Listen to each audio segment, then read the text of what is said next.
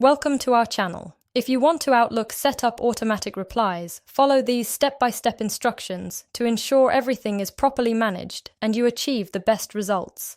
Step 1. Open your web browser and navigate to the official website. Look for the Sign Up or Create Account button prominently displayed on the homepage.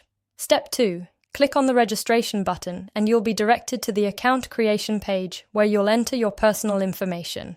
Step 3. Provide your full name, email address, and create a strong password. Make sure your password contains uppercase letters, lowercase letters, numbers, and special characters for security.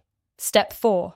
Enter additional required information such as your phone number, date of birth, and address. This information is necessary for account verification and security purposes. Step 5. Review and accept the terms of service and privacy policy. Make sure to read through these documents to understand your rights and responsibilities. Step 6. Complete the verification process by checking your email for a confirmation link. Click on the link to verify your email address and activate your account. Step 7. Set up additional security features, such as two-factor authentication, to protect your account from unauthorized access. Step 8. Complete your profile by adding any remaining information required. This may include payment methods, preferences, or additional verification documents depending on the service. Don't forget to like this video and subscribe to our channel.